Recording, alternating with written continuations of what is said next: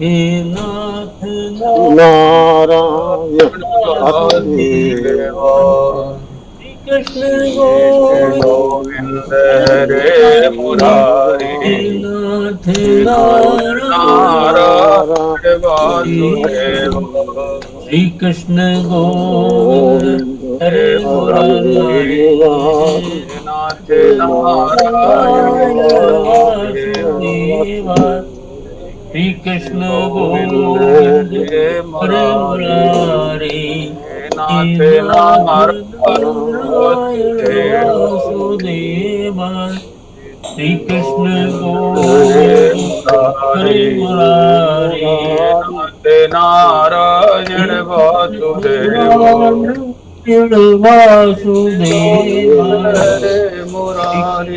गोविंद हरे मुरारी मुरारी हे नाथ नारायण वासुदेवा नारायण वासुदेवा गोविंद हरे श्री मुरारी कृष्ण गोविंद हरे मुरारी हे नाथ नाथ नारायण नारायण वासुदेवा वासुदेवा कृष्ण कृष्ण गोविंद हरे गोविंद हरे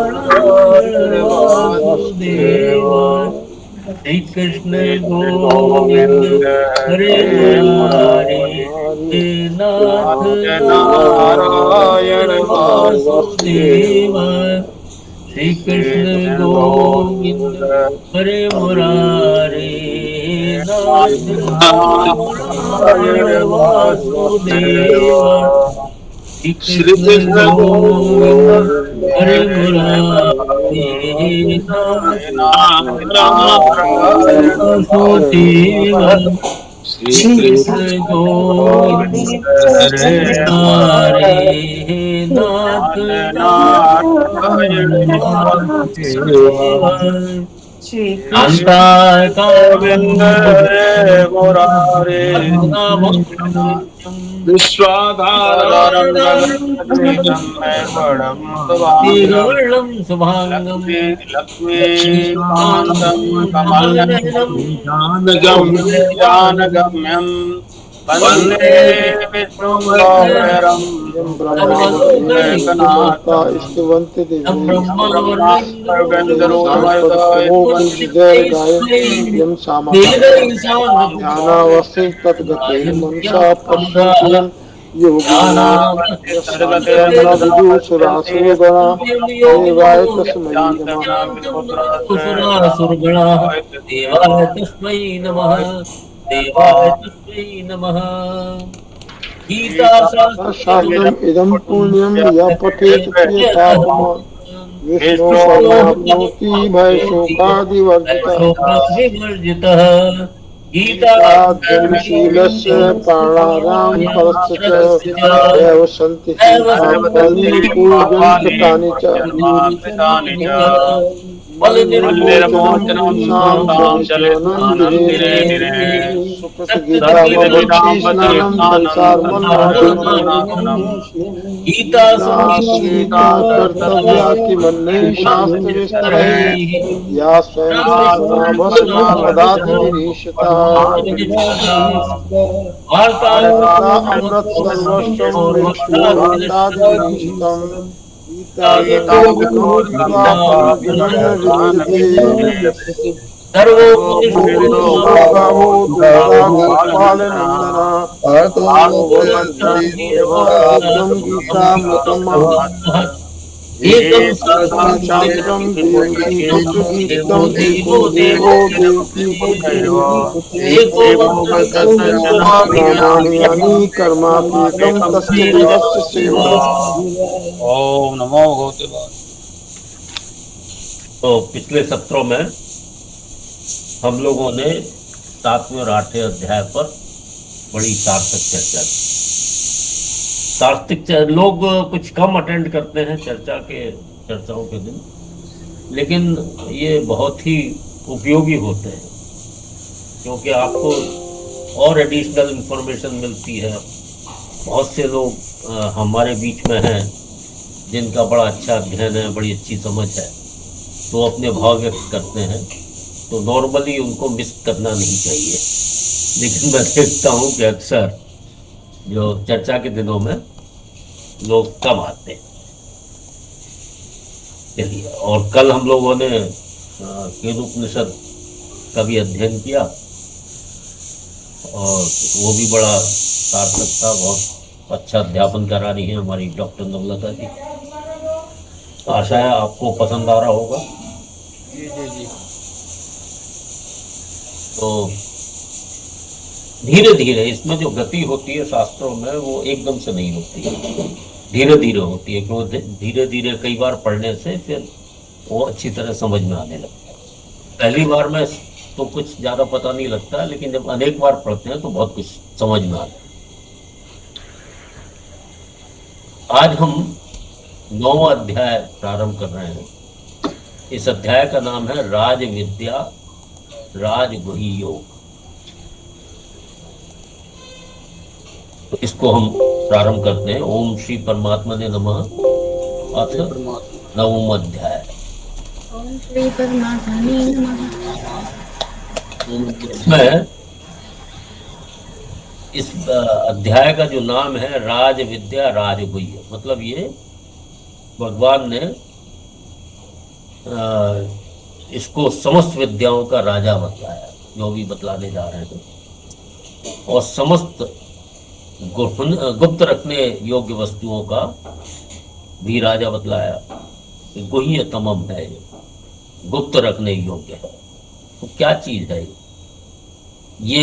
ब्रह्म विद्या है जो सब विद्याओं की राजा है और अत्यंत गोपनीय है। ये जो अनाधिकारी के सामने इसको नहीं कहना चाहिए, ये इसके अंदर भाव आता है। तो इसमें भगवान पहले श्लोक के अंदर ये विज्ञान सहित ज्ञान का वर्णन करने के लिए की प्रतिज्ञा करते हैं और उसके बाद ये अध्याय प्रारंभ होता है। तो पहला श्लोक जो है वहां से हम आरंभ करते हैं। इदम तु ते गुह्यतमम् इदं तु ते गुह्यतमम् प्रवक्ष्याम्यनुसूयवे प्रवक्ष्याम्यनसूयवे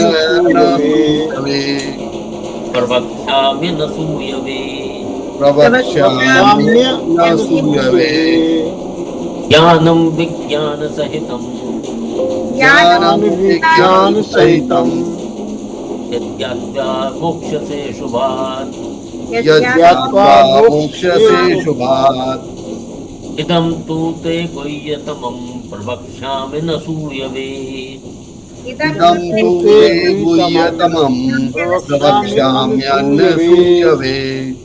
ज्ञानं विज्ञान सहितं यज्ञात्वा मोक्षसे शुभात्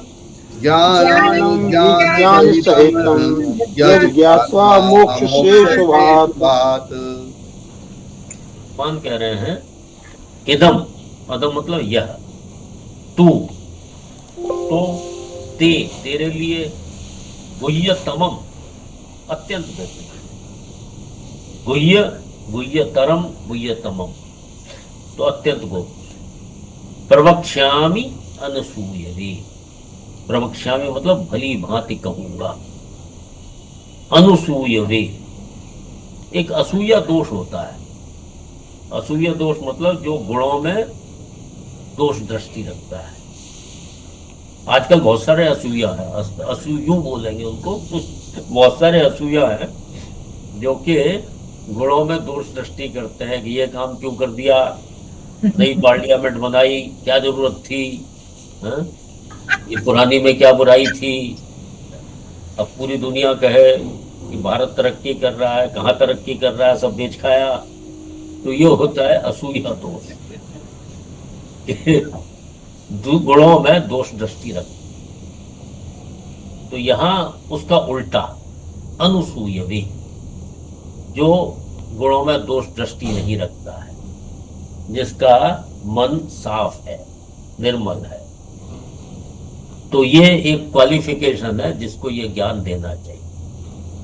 क्योंकि जो दोष दृष्टि रखेगा वो कुतर्क करेगा, और जो भी आप कहेंगे, जो भी अच्छी से अच्छी बात कहेंगे, उसमें भी वो दोष का अन्वेषण कर लेगा, दोष जो है इन्वेंट कर लेगा। तो इस प्रकार से यह पद का है अनुसूयवे, जो दोष दृष्टि से रहित है। और दोष दृष्टि से रहित किसको बोला है यहाँ? अर्जुन के लिए। ते अनुसूयवे, तेरे लिए, अनुसूयवे ते, दोष दृष्टि से रहित तेरे लिए। इदम विज्ञान सहितम ज्ञानम प्रवक्ष्यामि, ये जो विज्ञान सहित जो ज्ञान है वो मैं भली भांति कहूंगा। इसलिए तेरे लिए कहूंगा क्योंकि तू दोष दृष्टि से रहित है। अब वो कहने से क्या होगा? यत ज्ञात्वा, जा जो है ता में बदलेगा, यत ज्ञात्वा, जिसको जानकर, मोक्ष से अशुभात, अशुभात मोक्ष से, जिसको जानकर तू अशुभ से मुक्त हो जाए। अब यहाँ अशुभ क्या है? ये जो हमारा चक्र चलता है ना जन्म और मृत्यु का, इसी को अशुभ कहा है। अशुभ क्यों कहा है? क्योंकि ये वाकई अशुभ है। अशुभ इसलिए है क्योंकि जन्म के समय बड़ी पीड़ा होती है, उसके बाद संसार में रहने के लिए बहुत सारी चीजें आवश्यक होती है, संयोग होता है, वियोग होता है, संयोग की, वियोग की सारी पीड़ाएं होती हैं। तो ये जो है ना दुखालयम भी कहा गया है, इसलिए अशाश्वतम दुखालयम हम पहले पढ़ के आए हैं। तो उसीलिए कहा है मोक्ष से अशुभात, ये जो जन्म मृत्यु का जो अशुभ चक्कर है उससे तू मुक्त हो जाएगा। कब मुक्त हो जाएगा? यत ज्ञात्वा, वो जो विज्ञान सहित जो ज्ञान मैं कहूंगा उसको जानकर और उसको अपनाकर तो अशुभ जन्म मृत्यु के चक्कर से मुक्त हो जाए। ये भगवान और विज्ञान से ज्ञान के बारे में जब ये जो प्रकरण है वो 7वें अध्याय से प्रारंभ हुआ, विज्ञान से ज्ञान का। 7वें अध्याय के अंत में भगवान ने कुछ 6 चीजें बतला दी, ब्रह्म, अखिल, कर्म, अध्यात्म, अधियज्ञ, अधिभूत, ये सारी चीजें बतलाई।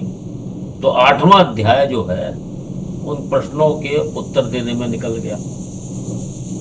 अब वही जो विषय था 7वें अध्याय का विज्ञान सहित ज्ञान, वो अब पुनः जो है प्रारंभ किया भगवान ने 9वें अध्याय से। तो भगवान यह कह रहे हैं इदम गुह्यतमम विज्ञान सहितम ज्ञानम, इस जो अत्यंत गोपनीय है विज्ञान सहित ज्ञान को अनुसूयवेते, दोष दृष्टि से रहित तेरे लिए प्रवक्ष्यामि, भली भांति कहूंगा, यत ज्ञात्वा अशुभात मोक्ष्यते, जिसको जानकर तू अशुभ जन्म मृत्यु के चक्कर से मुक्त हो जाए। अब विज्ञान से ज्ञान, ये समग्र, अगर विज्ञान से ज्ञान को पाना और समग्र भगवान को जानना एक ही बात है। भगवान संपूर्ण जगत के महाकारण, यह ज्ञान है। भगवान संपूर्ण जगत के महाकारण, ये ज्ञान है। और भगवान के अतिरिक्त कोई तत्व नहीं है, ऐसा अनुभव हो जाना, ये विज्ञान। तो क्योंकि कारण कार्य की दृष्टि से जब हमने देखा कि महाकारण है, सब चीजों के कारण भगवान है, लेकिन जब ऐसा अनुभव हो जाता है कि भगवान के अलावा कुछ है ही नहीं, क्योंकि वो वही जो है निमित्त कारण है, वही उपादान कारण है। भगवान कहीं और से संभाल ला के सृष्टि की रचना की, स्वयं ही सृष्टि रूप में प्रकट हुए हैं, ऐसा अनुभव हो जाना ही विज्ञान है। तो भगवान कह रहे हैं कि मैं तेरे लिए ज्ञान सहित, विज्ञान सहित ज्ञान को कहूंगा, जिसको जानकर तू जन्म मृत्यु के चक्कर से छूट जाएगा। ये उसकी विशेषता है। और मैं इसलिए कह रहा हूं क्योंकि तू दोष दृष्टि से रहित है। अगर तू दोष दृष्टि से युक्त होता तो मैं तेरे लिए नहीं कहता।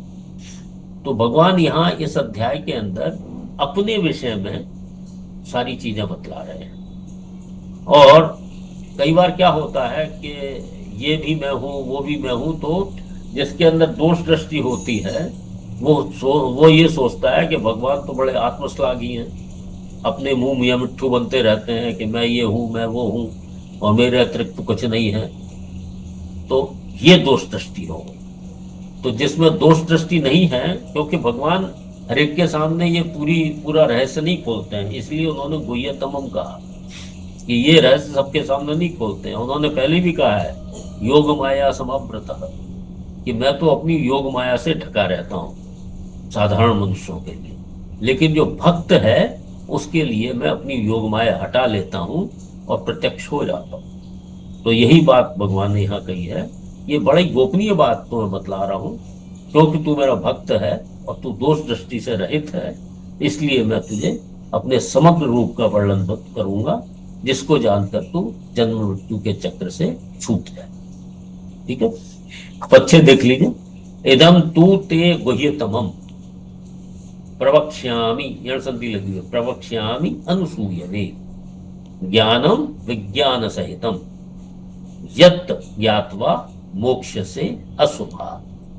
ठीक है, इदम तू ते गुह्यतमम प्रवक्ष्यामि अनुसूयवे, इदं तु ते गुह्यतमं प्रवक्ष्यामि अनुसूयवे ज्ञानम विज्ञान सहितम यत् ज्ञात्वा मोक्ष से शुभात्। ज्ञानम विज्ञान सहितं यद् ज्ञात्वा मोक्ष्यसे शुभात्।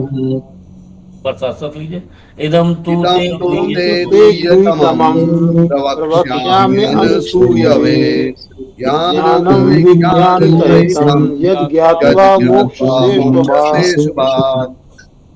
अगले श्लोक के अंदर भगवान महाप्रलय और महासर्ग का व्याख्यान करते कथन, उसके अंदर भगवान बतला रहे हैं कि महाप्रलय के समय क्या होता है और महासर्ग के समय क्या होता है। इस पर अगला श्लोक, सर्वभूतानि कौन्तेय सर्वभूतानि कौन्तेय प्रकृतिं यान्ति मामिकाम् प्रकृतिं यान्ति मामिकाम् कल्पक्षये पुनस्तानि कल्पक्षये पुनस्तानि कल्पादो विसृजाम्यहम् कल्पादो विसृजाम्यहम् सर्वभूतानि कौन्तेय प्रकृतिं यान्ति मामिकाम् सर्वभूतानि कौन्तेय प्रकृतिं यान्ति मामिकाम् कल्पक्षये पुनस्तानि कल्पादो विसृजाम्यहम् कल्पक्षये पुनस्तानि कल्पादो विसृजाम्यहम्। सर्वभूतानि सारा प्राणी समुदाय, कौन्तेय संबोधन हो गया, प्रकृतिम यान्ति मामिकाम मेरी प्रकृति को प्राप्त हो जाता है। कब हो जाता है? कल्पक्षय, जब कल्पों का क्षय होता है, जब महाप्रलय हो जाती है, उस समय सारे जो प्राणी समुदाय है अपने अपने कर्मों के लेखे जोखे के सहित मामिकाम प्रकृतिम यान्ति मेरी प्रकृति को प्राप्त हो जाते हैं। और फिर क्या होता है? तानी, वो जो पहले लीन हो गए थे कल्पों के अंत में, जो प्रकृति में लीन हो गए थे, तानी पुनः कल्पादो तानी पुनः विसृजामि अहम्। तो अहम, मैं, तानी, वो जो पूरा प्राणी समुदाय है उसको पुनः कल्पादो पुनः विसृजामि, कल्प के आदि में, मतलब कल्पों के आदि में अर्थात महासर्ग के समय मैं उनको फिर उनकी रचना कर देता हूँ, विसृजामि। तो भगवान ने कहा कि जब महाप्रलय होती है उस समय सारा प्राणी समुदाय मेरी प्रकृति को प्राप्त कर लेता, मेरी प्रकृति में लीन हो जाता है। और उनको कल्पादो, जब कल्पों का आदि होता, मतलब जब महासर्ग आता है, तो तानी, उन सब को अहम पुनः विसृजामि, मैं उनको पुनः उत्पन्न कर देता हूं, उनका सृजन, सृज धातु जो विसृजामि बना है, उनका मैं सृजन कर देता हूं। ठीक है, तो अच्छे देख लीजिए, सर्वभूतानि सारा पूर्ण प्राणी समुदाय, कौन्तेय प्रकृतिम यान्ति मामिकाम मेरी प्रकृति को प्राप्त होते हैं। कब होते हैं? कल्पक्षय, कल्पों का क्षय होने पर, अर्थात जब महाप्रलय होती है। और कल्पादो विसृजामि अहम, यहाँ जड़ संधि लगी है, विसृजामि अहम, ठीक है। तो कल्पों के आदि में अर्थात महासर के समय मैं उनकी पुनः रचना कर देता हूँ और उनके कर्मों के अनुसार उनकी योनियां और उनकी जो योनियां हैं उनके साथ उनका संबंध करा देता हूँ। ये भाव है इसका। सर्वभूतानि कौन्तेय प्रकृतिं यान्ति मामिकाम्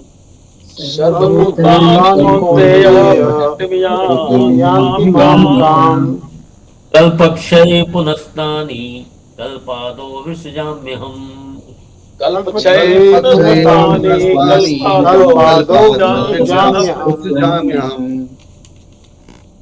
क्या कहना है? अभी केवल पढ़ना सीख लीजिए, बाकी तो श्लोक आएंगे। फिर भी आपने हाथ उठाया, बताइए सर। थोड़ा जैसे ये ते आया है ना, इदम तू ते शब्द पर थोड़ा मुझे कंफ्यूजन हो गया, क्योंकि सह तौ ते ये तो नहीं वो वाला ते नहीं है जी। ये जो है चतुर्थी विभक्ति का है। अच्छा, इसीलिए मुझे तो मैं सह तौ ते मैंने वे सब तो जो युष्मत पद होते हैं उसका चतुर्थी विभक्ति का एक वजन का रूप भी ते आता है। अच्छा, वही कंफ्यूजन सर था। ओके बात, वो इस तरह से है जैसे सातौ ते तो आपने पढ़ लिया और साते ताहा वहां भी स्त्री लिंग में प्रसंग के अनुसार उसका अर्थ किया जाता है। ठीक सर, ठीक। अब भगवानी, हाँ अब शासक लीजिए। सर्वभूतानि कौन्तेय सर्वभूतानि कौन्तेय कल्पक्षये पुनस्तानि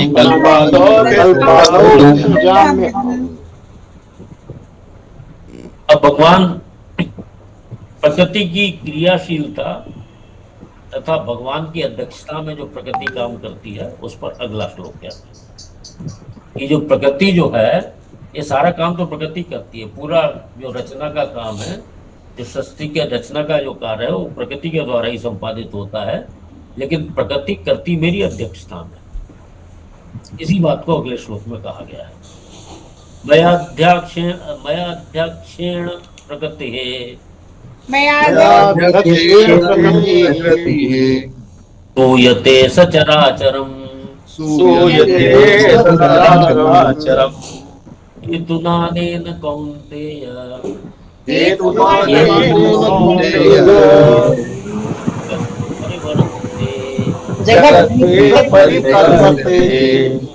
मयाध्यक्षेण प्रकृतिः सूयते सचराचरम्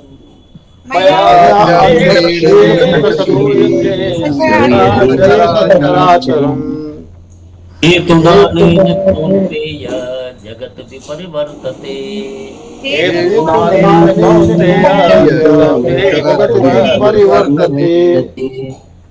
मया अध्यक्षेण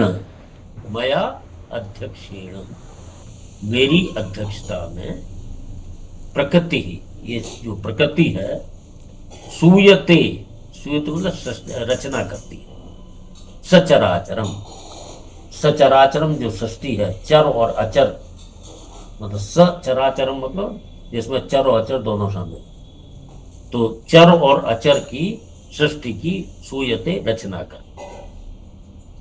हेतुना अनेन, ये दो पद निकलेंगे। अनेन हेतुना, इस कारण से, कौन्तेय जगत विपरिवर्तते, ये जगत के अंदर निरंतर परिवर्तन होता रहता है। पूरा संसार चक्र चलता रहता है, संसार चक्र घूमता रहता है।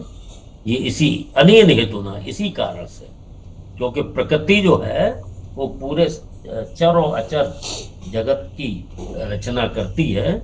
इसी कारण से जगत विपरिवर्तते, जगत में निरंतर परिवर्तन होता रहता है, संसार चक्र घूमता रहता है। क्योंकि संसार चक्र घूमने का क्या मतलब है कि निरंतर परिवर्तन है।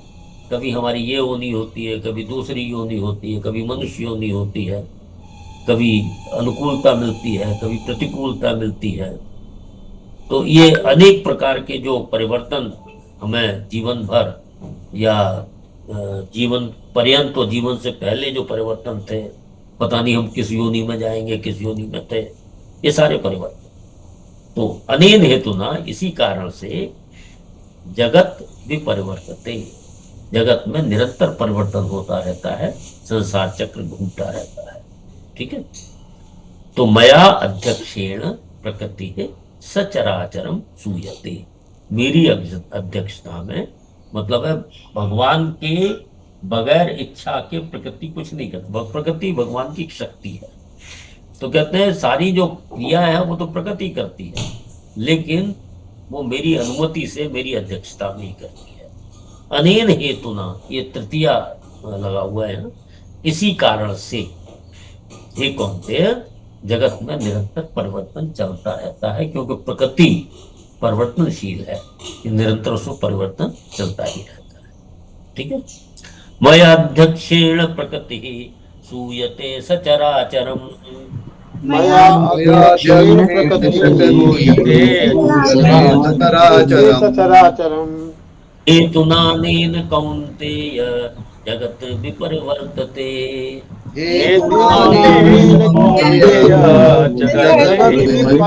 जगत विपरिवर्तते। मया अध्यक्षेण प्रकृतिः सूयते सचराचरम् हेतुनानेन कौन्तेय जगत् विपरिवर्तते। एक बार पुनः, अध्यक्षेण प्रकृतिः सूयते सचराचरम् हेतुनानेन कौन्तेय जगत् विपरिवर्तते। अब जो वेदों में जो कहे गए हैं वो 80%, जैसे पहले भी हम लोग जानते हैं कि वेदों के अंदर 80% कर्म कांड है और 20% ज्ञान कांड है, उपासना कांड है। तो जो वेदों के अंदर जो कर्म कांड को सकाम भाव से जो लोग करते हैं, उनके विषय में अगले दो श्लोक कहेंगे।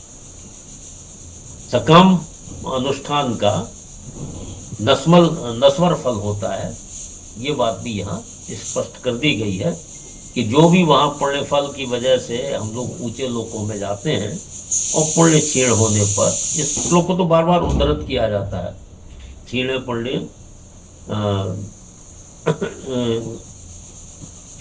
मृत्युलोक विशंति। तो ये बार बार इस चीज को उद्धृत भी किया जाता है। वही श्लोक है, आपका पॉपुलर श्लोक है ये। रई विद्या माम सोमपाह पूत पापा,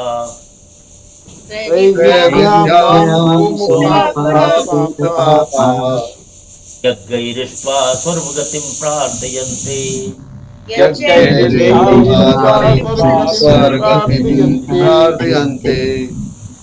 ते पुण्यमासाद्य सुरेन्द्र लोकम्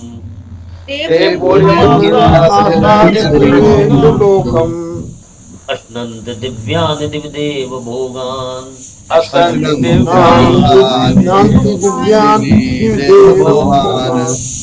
त्रैविद्या माम सोमपाः पूत पापा, यज्ञैरिष्ट्वा स्वर्गतिं प्रार्थयन्ते,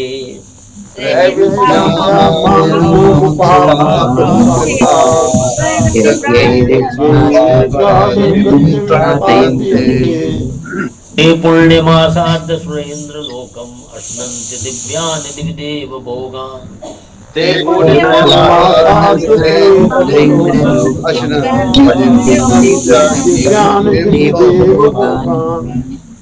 त्रैविद्या, जो तीनों वेदों के अंदर जो सकाम कर्मों की, कर्मकांड की जो विद्या है, माम मुझको, लेकिन यहाँ मुझको किस रूप में है? इंद्र रूप से यहाँ निर्दिष्ट किया गया है माम।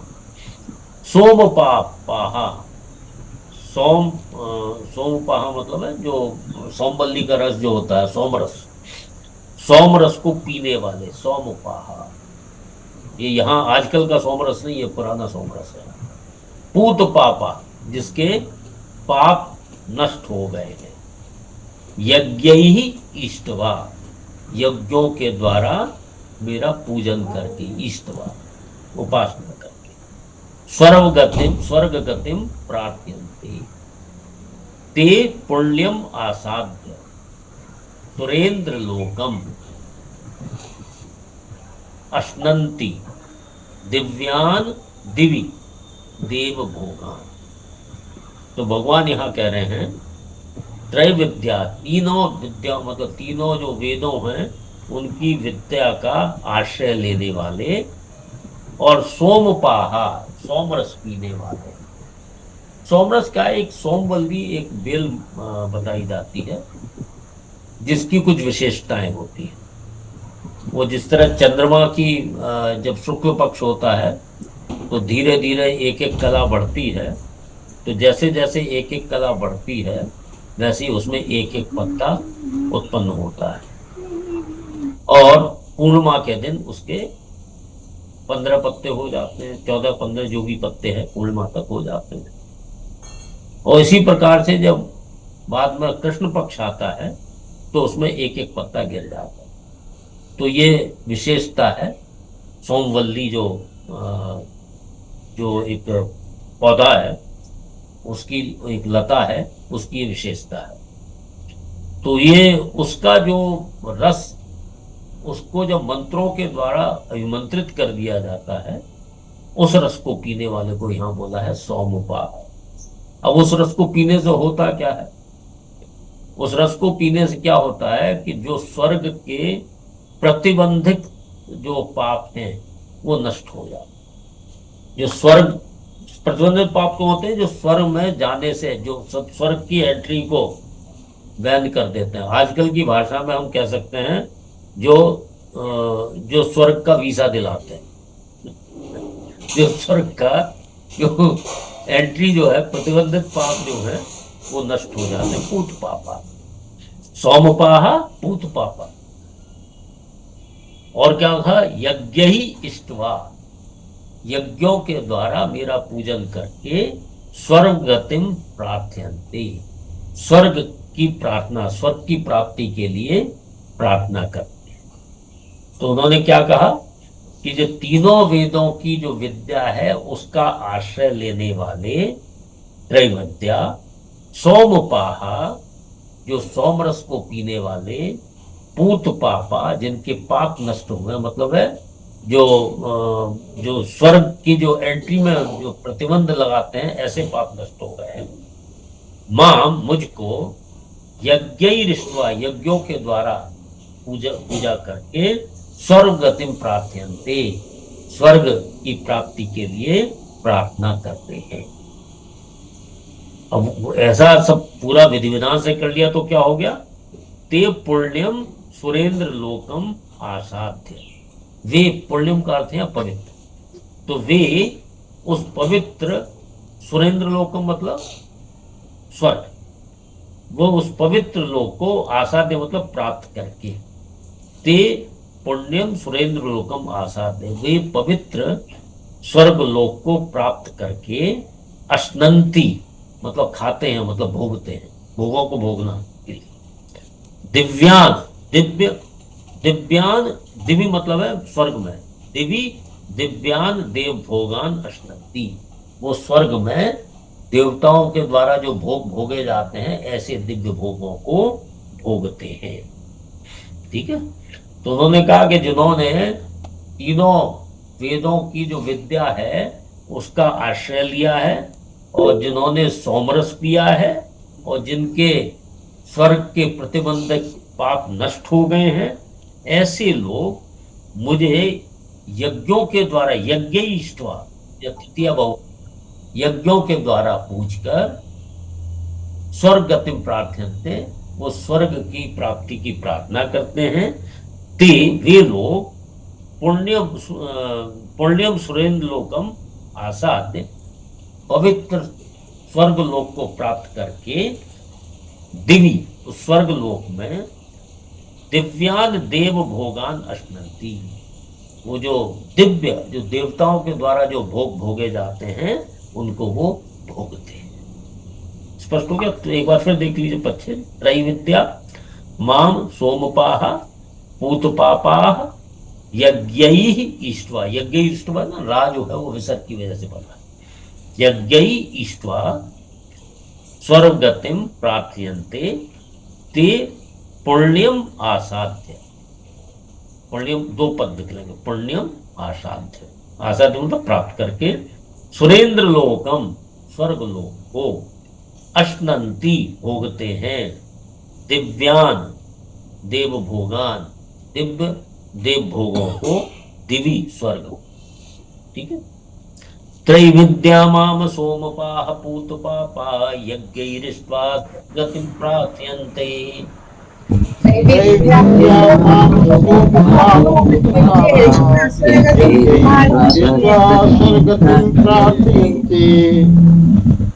ते पुण्यमासाद् सुरेंद्र लोकम अश्नन्ति दिव्यानि दिविदेव भोगान्।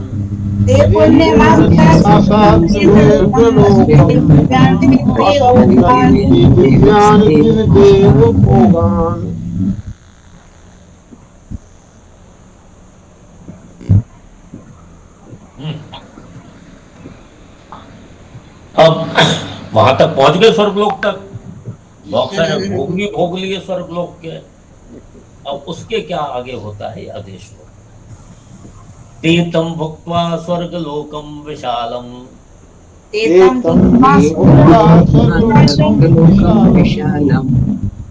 ते पुण्ये मर्त्यलोकम विशन्ति,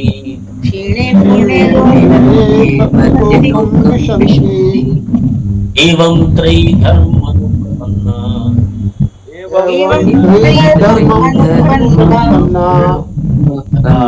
काम कामा लभन्ते, गतागतं कामा लभन्ते, स्वर्गलोकम विशालम, पुण्ये मर्त्यलोकम विशन्ति, एवं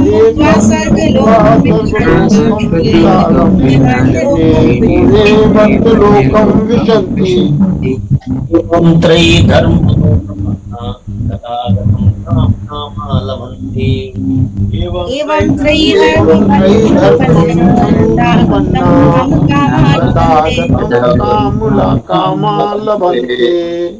ते मतलब वो लोग जो ऊपर वाले श्लोक में कहेंगे, ते त्वं स्वर्गलोकम विशालम स्वर्गलोकम भुक्त्वा, तो विशाल स्वर्गलोक के भोगों को भोग कर, क्षीणे पुण्य मृत्युलोकम विशन्ति, उनके पुण्य क्षीण हो जाने पर, मतलब उनके पुण्य समाप्त हो जाने पर, मृत्युलोकम विशन्ति, वो मृत्युलोक में वास करते हैं, मृत्युलोक में वापस आते हैं।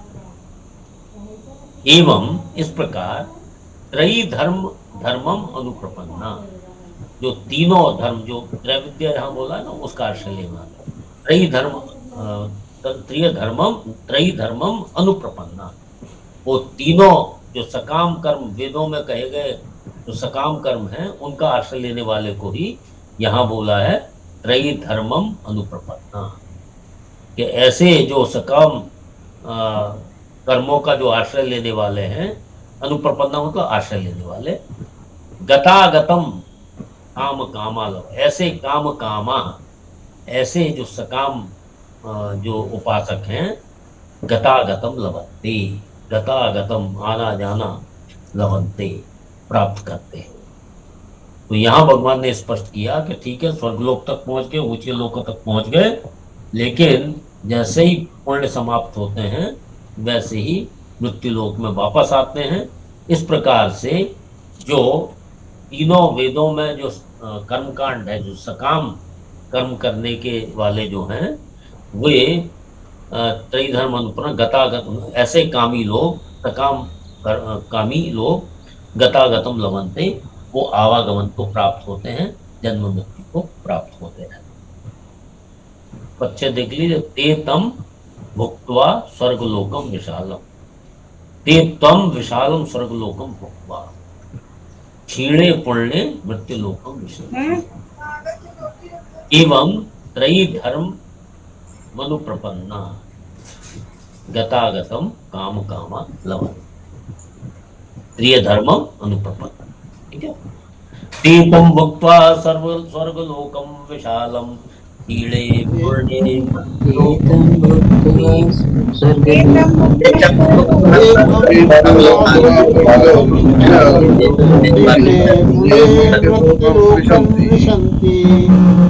एवं त्रयी धर्मनुप्रपन्ना तथागतं काम कामा लभन्ते।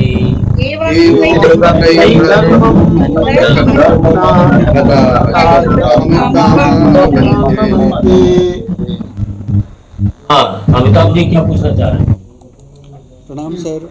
सर वेद 4 होते हैं ना, इसमें 3 ही क्यों कहा जा रहा है फिर? हाँ, वो वेद त्रयी है, जो अथर्ववेद है वो बाद में आया है। जब हम वेदों की गणना करते हैं तो 4 होते हैं, इसमें कोई संदेह नहीं है, लेकिन अथर्ववेद बाद में आया है और इसलिए वेद त्रयी नाम से जाने जाते हैं।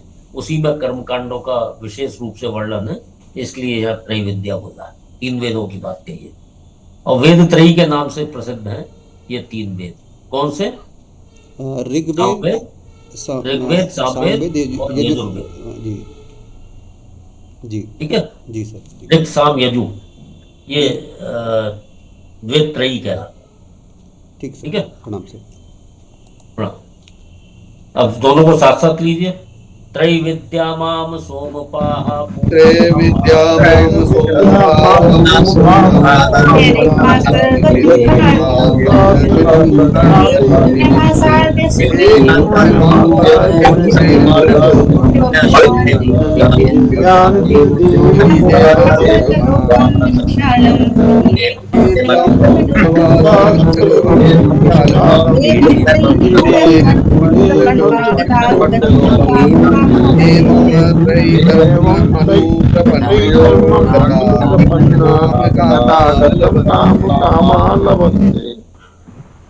एक बार फिर त्रैविद्या माम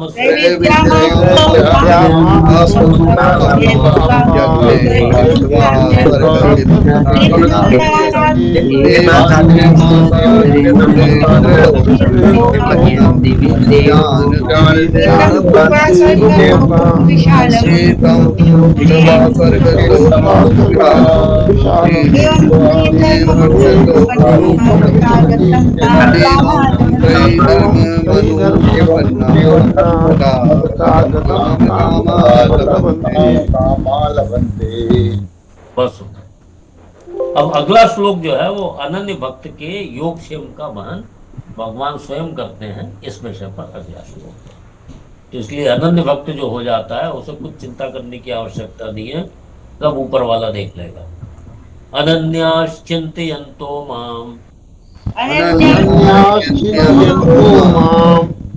ये जनाः पर्युपासते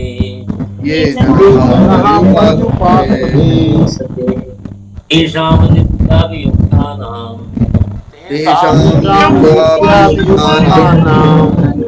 योगक्षेमं वहाम्यहम्। अनन्याश्चिन्तयन्तो मां ये जनाः पर्युपासते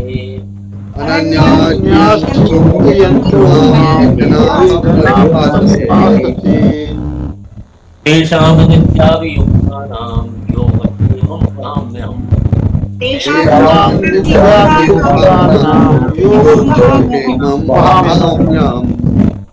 अनन्या, अनन्या शब्द के लिए न अन्य, जो ईश्वर के अतिरिक्त और किसी की जिसमें मान्यता नहीं है उसको यहाँ अनन्या बोला है।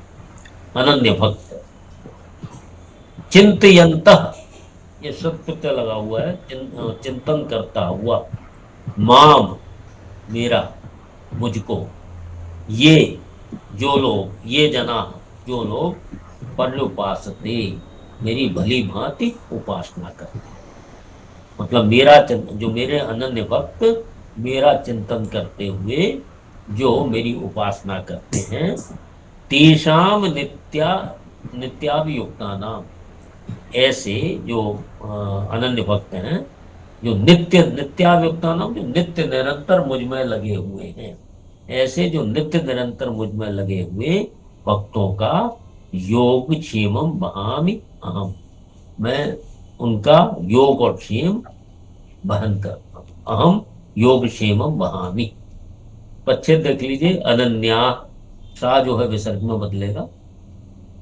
और चिंतयन्तः, चिंतन करते हुए, माम मेरा, ये जो जना, जना मतलब भक्त, पर्युपासते भली भांति उपासना करते हैं, तेषाम नित्याभियुक्तानाम योगक्षेमम वहामि अहम, अहम योगक्षेमम वहामि।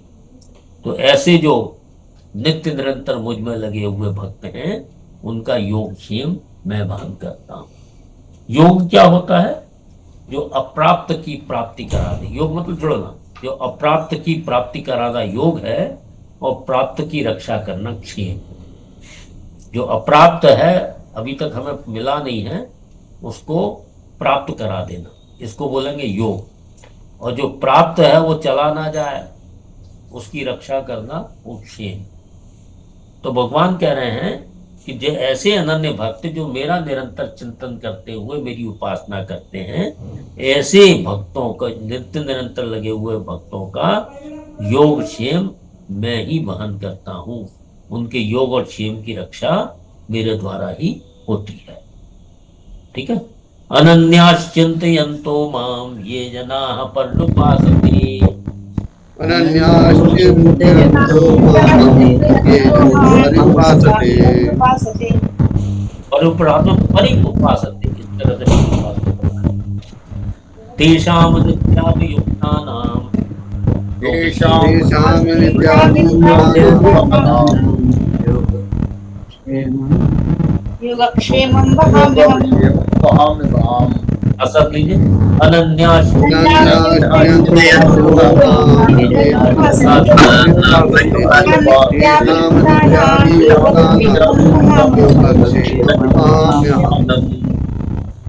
अब अनन्य भक्त कैसे बना जाए? तो जितने भी संसार के अंदर, प्रकृति के अंदर है क्या, या तो पदार्थ है या क्रिया है, बल्कि और सूक्ष्म दृष्टि से देखते हैं तो केवल क्रिया है। तो ये पदार्थों को और क्रियाओं को भगवत अर्पण कर दिया जाए तो फिर ये अनन्य भक्ति की तरफ ले जाने वाला हो जाता है। क्योंकि फिर हमारा इन पदार्थों क्रियाओं से, अर्थात शरीर और संसार से हमारा जो संबंध है उसका विच्छेद हो जाता है। तो भगवान ने एक श्लोक कहा कि जो भी पत्र पुष्प वगैरह जो भी भक्त लोग चढ़ाते हैं, उनको मैं खा लेता हूं, उनको मैं स्वीकार कर लेता हूं।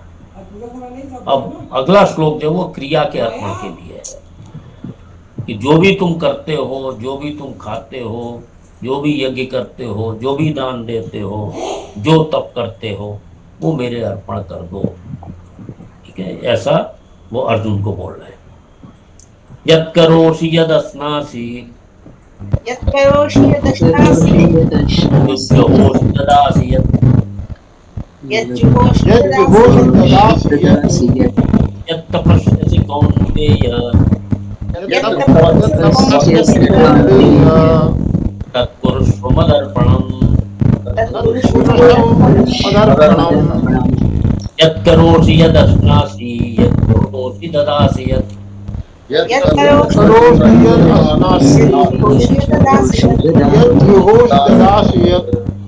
यत् तपस्यसि कौन्तेय तत्कुरुष्व मदर्पणम्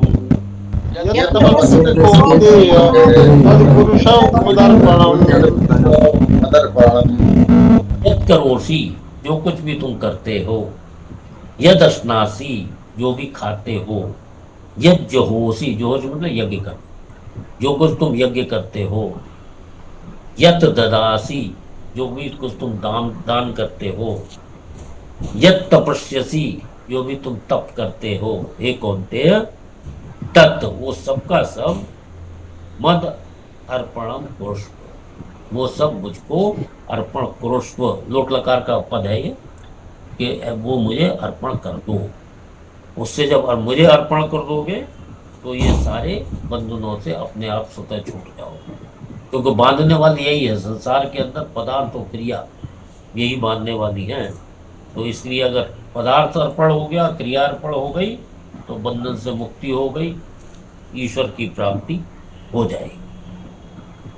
तो पच्छे देख लीजिए, यत करोषि ये मध्यम पुरुष की क्रिया है। यत करोसि, यद अस्नासि, यत, यद जो होशी ना ता जा में बदला है। यद जो होशी, ददासी, यत, यत ददासी, यत तपस्यसि, यत तपस्यसि, कौन्तेय तत् कुरुष्व मद मत अर्पणम, वो मुझे अर्पण कर। सबको समझ में आ रहा है ना? ये संधि अंधि आप पढ़ चुके हो तो आराम से समझ में आ रहा है कि नहीं? तो जसवंत जी समझ में आ रहा है? जी सर जी। जी। यत करोषि, जो कुछ करते हो, जो कुछ खाते हो, जो कुछ यज्ञ करते हो, जो कुछ दान देते हो, जो कुछ तपस्या करते हो, तत् मदर्पण कुरुष्व, वो सब मुझे अर्पण कर दो।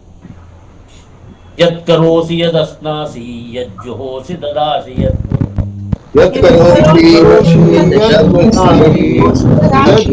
ददासि यत् तपस्यसि कौन्तेय कुरुष्व मदर्पणम्।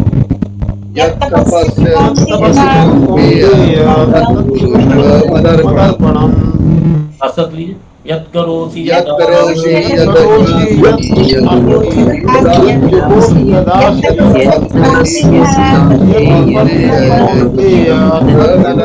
मदर्पणम्। अब प्रश्न होता है, जिसने सब कुछ अर्पण कर दिया वो तो भगवान को प्राप्त हो गया।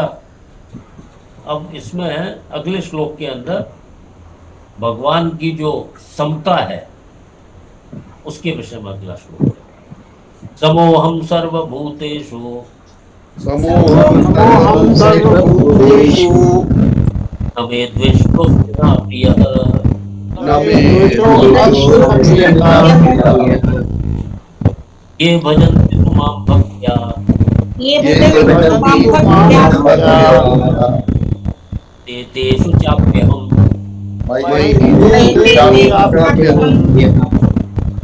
समोहम सर्वभूतेषु न मे द्वेष्टोऽस्ति न प्रियः समोहं सर्वभूतेषु न मे द्वेषोऽस्ति न प्रियः। ये भजन्ति मां भक्त्या मयि ते तेषु चाप्यहम् ये भजन्ति मां भक्त्या मयि ते तेषु चाप्यहम्। तमः अहम सर्वभूतेषु, अहम सर्वभूतेषु समः, मैं सारे प्राणियों में समान रूप से विद्यमान हूँ। न मे द्वेष्यः अस्ति न प्रियः, ना मेरा कोई द्वेषी है और ना ही मुझे कोई प्रिय है। ये भजन्ति परंतु तू, ये माम भक्त्या भजन्ति, जो मेरा भक्ति से भजन करते हैं, मयि ते मयि च अहम तेषु, वो मुझ में है और मैं उनमें हूं। वैसे तो भगवान का कहना बनता है कि मैं सभी में हूं और सब मुझ में है, लेकिन जो भक्त हैं उनके लिए केवल कहा है। तो क्या दूसरों में नहीं है? दूसरों में भी है। क्या दूसरे उनमें नहीं है? वो भी उनमें है। लेकिन वो लोग मानते ही नहीं है कि भगवान मुझ में है और वे भगवान में है। क्योंकि वे नहीं मानते हैं तो विषमता कहाँ हो गई? विषमता मानने वाले या न मानने वालों में हो गई। भगवान में कोई विषमता नहीं। भगवान तो कहते हैं समोहम सर्वभूतेषु, मैं सारे प्राणियों में, चाहे वो चींटी हो, चाहे हाथी हो, चाहे खच्चर हो, चाहे घोड़ा हो, चाहे आदमी हो, उस सब में मैं समान रूप से विद्यमान हूँ। ना मेरा कोई द्वेष है, ना तो ऐसा कोई है जो जिससे मैं द्वेष करता हूँ, और ना ही ऐसा कोई है जो मुझे प्रिय है। और लेकिन जो मुझे भक्ति पूर्वक भजता है, ते मयि, वो मुझ में है, च अपि च अहम तेषु, और मैं भी उनमें हूँ। पच्छेद देख लीजिए। समः अहम, समोहम है ना, ये विसर्ग संधि की वजह से बन गया। विसर्ग और उसके बाद पूर्व रूप संधि, दो संधियां लगी है।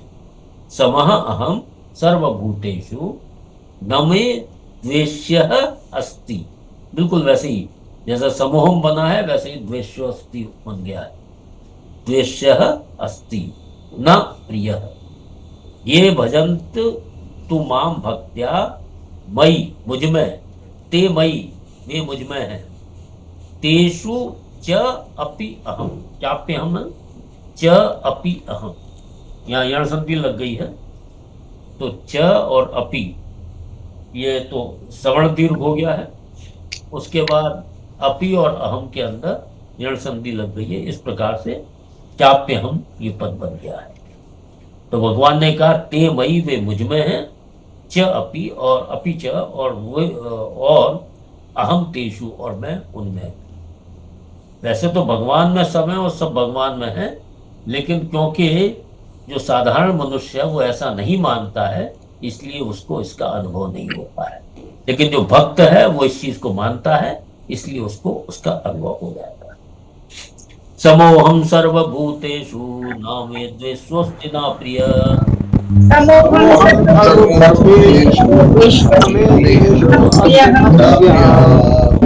ये भजन्ति तु मां भक्त्या मयि ते तेषाप्यहम्।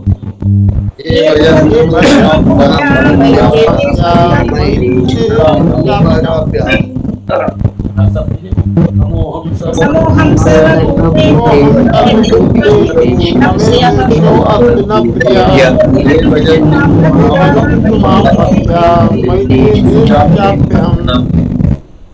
इस श्लोक में भगवान कहते हैं कि दुराचारी से दुराचारी भक्त भी अगर वो अनन्य भाव से मुझे भजता है तो उसको भी हमें साधु मानना चाहिए। क्यों साधु मानना चाहिए? क्योंकि उसने भगवान की प्राप्ति करने का दृढ़ निश्चय कर लिया है, इसलिए उसको साधु मानना चाहिए। तो इसका ये अर्थ है कि पापी से पापी मनुष्य भी भगवान का भजन करने से महात्मा बन सकता है। और ऐसे अनेक उदाहरण भी हैं। वाल्मीकि जी का भी एक उदाहरण है। अपि चेत, चेत मतलब यदि, सुदुराचार, अरे पढ़ा नहीं, अपि चेत सुदुराचारो, अपि चेत सुदुराचारो मामनन्य भाग भजते साधुरेव समन्तव्यः, साधुरेव सामन्तव्यः व्यवसितो हि सः, सम्यक् विवसितो हि सः। अपि चेत् सुदुराचारो मामनन्य भाग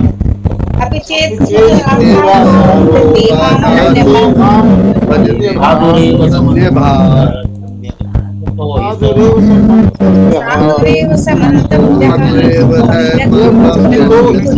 व्यवसितो हि सः। चेत यदि सुदुराचार, एक तो दुराचारी होता है उसका भी सुपरलेटिव, सुदुराचार मतलब है दुराचारी से दुराचार। यदि सुदुराचार अपि माम अनन्य भाग भजते, कि दुराचारी से दुराचारी व्यक्ति भी मुझको अनन्य भाग, अनन्य भाव से, मतलब केवल भगवान है वही अनन्य भाव बतलाया अभी, अनन्य भाव से माम भजते मुझे भजता है, साधु एव, यहाँ साधुरेव जो है यहाँ विसर्ग संधि लग गई है और उसकी वजह से रहा गया है। साधु एव समन्तव्य, स साधु एव मंतव्य, उसको साधु ही मानना चाहिए। क्यों? सम्यक व्यवसतः ही सह, सह क्यों ही मतलब क्योंकि सह वह सम्यक व्यवसतः, उसने भली भांति निर्णय कर लिया है, व्यवसाय मतलब निश्चय कर लिया है, अच्छी तरह से निश्चय कर लिया है कि वो मुझे प्राप्त करना चाहता है। माम अनन्य भाव, जो अनन्य भाव से जो भज रहा है तो उसने निश्चय कर ही लिया है कि वो भगवान की प्राप्ति करना है। इसलिए भगवान ने कहा साधु एव समन्तव्य, उसको साधु ही मानना चाहिए क्योंकि उसने दृढ़ निश्चय कर लिया है मेरी प्राप्ति के लिए। पच्चेद देख लीजिए, अपि चेत सुदुराचार भजते मां में हल लग गया, अनन्य भाव, साधु एव सह मंतव्य सम्यक व्यवसतः ही सह, क्योंकि उसने निश्चय कर लिया, दृढ़ निश्चय कर लिया। साथ साथ लीजिए। अपि चेत सुदुराचारो चेत सुदुराचारो मन्ये मां निर्भात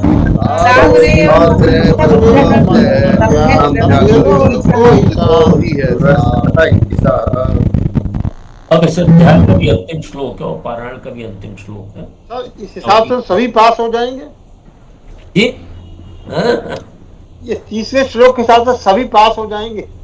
बिल्कुल सब पास हो जाएंगे। अनन्य भाग होना पड़ेगा डॉक्टर साहब, उसके बिना नहीं अनन्य पास भाग होंगे। होना पड़ेगा। अनन्य और भाग हुए बिना नहीं पास निश्चय होंगे।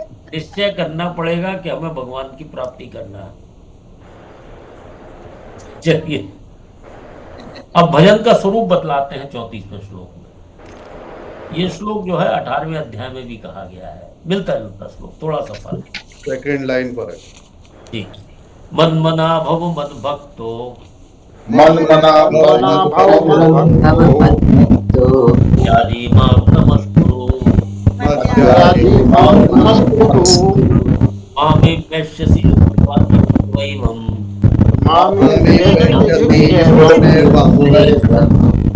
आत्मानं मत्परायणः मन्मना भव मद्भक्तो मद्यादि मां नमस्कुरु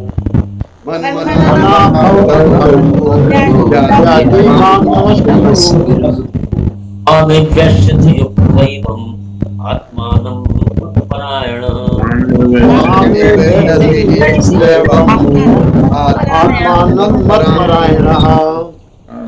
मन मना भव, मेरे में मन वाला हो जाए। और मन किसका हिस्सा है? अंतःकरण का। तो अंतःकरण मुझको अर्पण कर दे। मन मना भव मद भक्त, मेरा भक्त हो जा। मेरा भक्त मतलब है स्वयं को मेरे अर्पण कर दे। मद्यादि मतलब मेरा यजन पूजन कर। यजन पूजन किससे होगा? पदार्थ और क्रियाओं से। तो सारी क्रिया और पदार्थ मुझे अर्पण कर दे। माम नमस्कुरु, शरीर भी मेरे चरणों में अर्पण कर दे। उससे क्या होगा? माम एव एष्यसि, मुझे ही प्राप्त होगा। युक्त्वा एवं आत्मानम, 3 पद निकलेंगे। युक्त्वा एवं आत्मानम, आत्मानम एवं युक्त्वा, अपने को इस प्रकार से लगाकर और मत परायणा, और मेरे परायण होने से मामे वैश्यसी, मुझे ही प्राप्त होगा। तो यह भजन का स्वरूप बतला दिया है कि पूर्ण समर्पण है इसमें, कि मन मना भव मद भक्त, तू मेरे साथ ही अपना संबंध जोड़ जो स्वतः सिद्ध है। मेरा तेरा संबंध तो स्वतः सिद्ध है। मामे वंशो जीवलोके जीव भूता सनातन। तो जीव का और परमात्मा का तो एक परमानेंट रिलेशन। तो उन्होंने कहा मद भक्त, तुम्हें मतलब अपने संबंध को पहचान, मेरे से अपना संबंध बना। मनमना भव, मेरे साथ अपने अखंड संबंध को याद रख। मनमना भव। मद्यादि, जो भी खाना पीना सोना जागना काम धंधा आदि सारी क्रियाओं को मेरी पूजा के रूप में ही कर। ये जितनी भी क्रियाएं हैं, जब भगवान की याद रहती है तो ये सारी क्रियाएं पूजा रूप हो जाती है। मद्यादि मतलब मेरा यजन कर, मेरी पूजा कर। जो भी काम कर रहा है उससे मेरा पूजा कर। माम नमस्कुरु, मेरा जो भी अनुकूल प्रतिकूल सामान्य विधान हो उसमें तू प्रसन्न है। अनुकूलता आ जाए तो ये नहीं भगवान ने क्या कर दिया, प्रतिकूलता आ जाए तो क्या कर दिया, अनुकूलता आ जाए तो धन्यवाद। तो उसमें कहा कि माम नमस्कुरु का भाव है कि जो भी मेरा विधान है जिसके अनुसार अनुकूलता आ जाए प्रतिकूलता आ जाए, जो कुछ भी आ जाए उसमें सदैव प्रसन्न है। यही माम नमस्कुरु का भाव है। ठीक है। मन मना भव मद भक्तो मद्यादि माम नमस्कुरु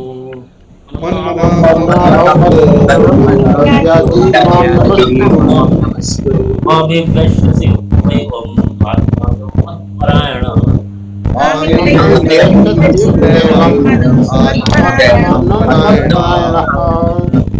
उसी लाइन का देख लीजिए। माम एव एष्यसि युक्त्वा एवं आत्मानम, मत परायण, ये पदच्छेद साथ साथ लीजिए।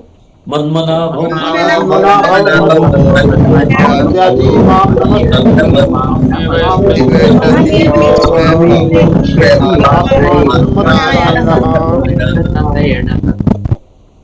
अब इस प्रकार से 9वें श्लोक को आपने संक्षिप्त में जान लिया। अब एक एक श्लोक जो है अगले सत्र से हम लोग प्रारंभ करेंगे।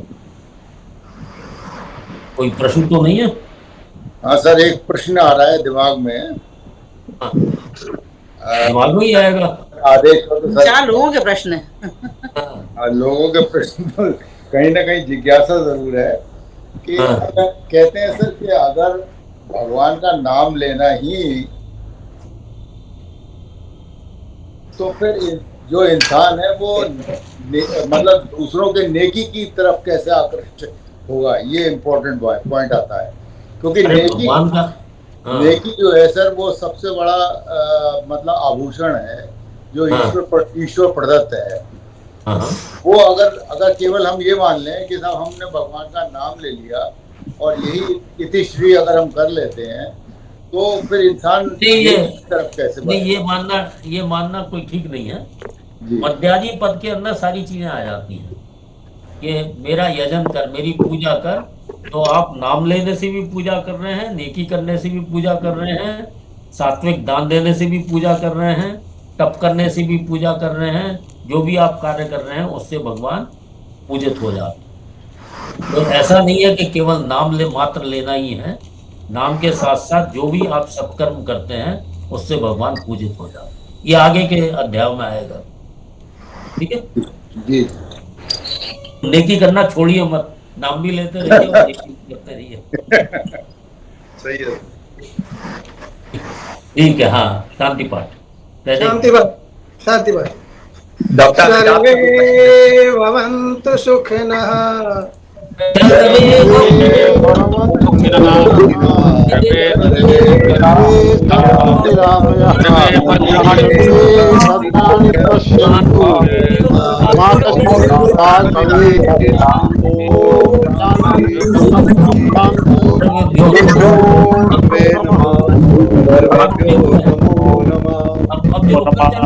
एक बार शांति पाठ हो जाता, समापन हो जाता है, उसके बाद ये एक्स्ट्रा क्लास है। नमो नमः सर। नमो सर्वेभ्यो नमः। नमो नमः। हाँ, कुछ पितार जायसवाल जी का हाथ है। डॉक्टर साहब कुछ कहना चाह रहे थे क्या? सर प्रणाम सर, बोलिए। हाँ बोलिए। सर एक ऑब्जर्वेशन है कि आपको जो धन्यवाद सर वैसे भी विशेष है, और मतलब ये शब्द थोड़ा सा नहीं मिल पा रहा, एक अति विशेष धन्यवाद देने का मन कर रहा है, क्योंकि आप जो हम लोगों को ये सबसे इम्पोर्टेंट चीज़ सिखा रहे हैं, गीता जी सिखा रहे हैं। और गीता जी का भी जो राज विद्या वाला चैप्टर है, ये वाला चैप्टर राज विद्या वाला जो चैप्टर है, उसमें भगवान जी ने ऐसा सुंदर संयोग बनाया है कि 20वें वाले श्लोक में आपका नाम भी लिखा हुआ है। तो ऐसे अब हमेशा के लिए याद रहेगा वो। अरे भैया, मैं कुछ नहीं हूँ, भगवान को धन्यवाद देते रहो और मौज करते रहो। नहीं सर, ये इस तरीके से बहुत एक बिल्कुल एप्टली बैठ गया वो कि दिन सज्जन का नाम ही श्री सुरेंद्र जी है। तो वही ही देखो सबसे इम्पोर्टेंट जो चैप्टर है, राज विद्या वाला जो चैप्टर है, उसको पढ़ा रहे हैं। नाम में कुछ नहीं है भैया, सब भगवान की कृपा है। वही सब चलाते हैं और वही सब बोलते हैं, सब कुछ वही करते हैं। हम लोगों का यहाँ कुछ नहीं होता है। चलिए। हाँ प्रणाम सर। प्रणाम। हाँ अच्छा। हाँ ठीक है। अच्छा, और तो कुछ नहीं? ठीक है। सर्वेभ्यो नमो नमः। गुरवे नमः। सर्वेभ्यो नमो नमः। नमो नमः।